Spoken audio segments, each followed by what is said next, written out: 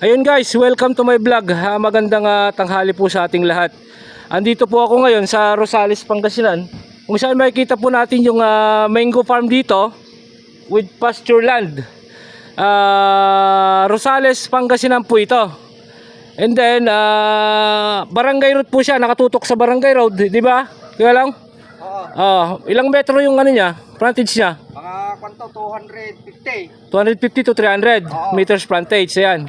May laman po ito, itong property na 500 puno ng mangga. Ayan po, mga malalaking mangga. Ayan po, maganda na, mga umiidad po ito. Hindi po hindi po pantay-pantay edad. Yung mga dito po, Century. mga ano ito, mga nasa 15 years. Ito, mga kwan po ito. 10 years lang, 10 years. Ayan po, full grown po siya. Ayan po. Along Barangay Road. Dito po sa Rosales, Pangasinan. Sumusukat po ito ng 8 hektarya. Ayan po, 8 hektarya po. Bali ito po, hanggang dun sa mga nabakutan na yan. Pakita ko po, pasukin ko po dito sa loob. 8 hectares. Titulado po. Buhay pa po yung nakapangalan sa titulo. Ayan. Ayan po, ang ganda ng property. Gandang farm. Ayan, ito po tayo sa lilim ng mangga. Ayan. Ito po, kasama po ito lahat, 8 hektarya po. Kung nakikita nyo po yung bakod na yon, lalakyan ko po siya. Ayan, may bakod po dyan. Asan ba yung bakod dyan? Ito, babakod po yan eh. Bakod po yan. Ayan, 8 hektarya po. Ayun, Mountain View. And then may 500 puno ng mangga. Kasama po yung mga mangga na yan, 500 na puno mangga. Yan po yung pinakamaraming puno mangga, yung banda dyan. Ayan po, puro mangga po yan. 500 full grown mango trees. And then 8 hektarya. Titulado po itong property.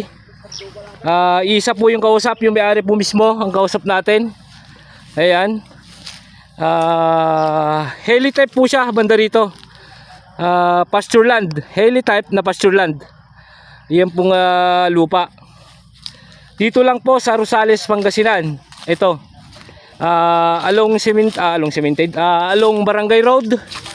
At nakabakod po ng ganyan, buong paligid. Ganyan po yung bakod niya. Kaya makikita po natin, madidistinguish natin na siya po talaga yung property. Kasi bakod po buong paligid niya. Ayan po, ulitin ko po, 8 hektarya. Titled, updated din po ang tax.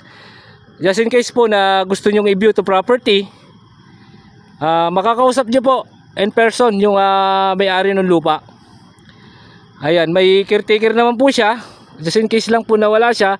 Pero just in case po na na gusto niyo i-view yung property, pwede po nating papuntahin yung may-ari through kay caretaker. Ayan po. Sa transportation po, Manila to property, sabihin na natin 2 kalahating oras. Ang exit po natin mas malapit, Carmen exit. Ayan po yung Carmen exit via Tiplex. And then pwede rin po ng Anao. Kasi ito pong property is boundary ng Kuya po tsaka Pangasinan, Rosales, Pangasinan. Kuya po Rosales, Pangasinan boundary. Ayan po, Anao exit pwede rin po. Malapit din, mga nasa 20 minutes drive mula po dito sa property hanggang dun sa Anao exit. Pero mas malapit po ang Carmen exit. Kasi ang Carmen exit mga nasa 5 to 10 minutes lang po dito na sa property. Ayan, property to Provincial Road. Estimate ko po 1 kilometer. Ayan po, yung mga katabi po niya na property din, mango farm din po yan mga yan. Ayun. Ayun, ang ganda ng property. Ayun, maraming salamat po. Until my next video, Mr. Excitement Mix Vlog. Maraming thank you. Ayun guys, dito po pala yung gate nila. Bali dudugtong ko na lang po sa video kasi para makita po ninyo. Ito po yung pinaka gate ng property. Ayan po. And then may malaki po siyang fish pan. Ilan yung fish pan kuya? Dalawang malalaki. Ayan po, kasama po yan. Mula po dun sa kinatatayong ko kanina, dun sa sakyan ko na yan. Andyan po. Ayan po. Hanggang dito po. Ito, bakod po yung ganito yung po yung bakod niya. And then sa kuryente, may kuryente po tayo, wala problema dito sa property. Ayan po. May dalawa pong fish pan na malalaki ito. Ayan. Tingnan natin. Kita natin. Para may dugtong natin sa video. Ayan po, ang ganda ng mga mangga niya. Oh. Talagang mayabong yung mangga po niya. And then mga saging. Ayan, may fish pan po siya. Ang laki ng fish pan niya. Oh. Lalim. Ayan po yung fish pan niya. Nung 8 hectares. Tapos yung dalawang fish pan po siya. Ayun, isa andito po sa baba. Ayun yung isa. And then mga ano po dito, may nabubukid. Ayun po, papunta po yung isang fish pan. Yung mga nabubukid po yan. Ayan pa isang fish pan. Ayan po. Kung nakikita nyo yung bakod na yan. Ganda ba? Ayan, bakod na yan. Yan po yung hangganan niya sa property. Doon sa dulo. And then, fish pan po yan. Ito po yung isang fish pan niya. Kita po natin. Ayan po isang fish pan. Oh. Ayan. Ay, may nabubukid po pala. Fish pan, and then may bukid pa. Ayan po. Oh.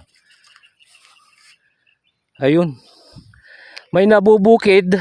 May 500 puno ng mangga. May fish pang dalawang malalaki. And then may maraming saging. Ayan, kompleto. Maganda. Ang ganda ng property. Ayan, kuryente. Wala pong problema kasi may kuryente po mismo dito sa property. Oh. Ayan po yung papasok doon. May ano po siya doon. May rest house po yung may-ari. Yun po yung mga rest house niya. Yan ang kamanggahan. Okay. Ay, lawa. Ayan po yung fish pan niya. Oh. Ganda oh. Biro mo, biro. Ayan. Ayan, maraming salamat po.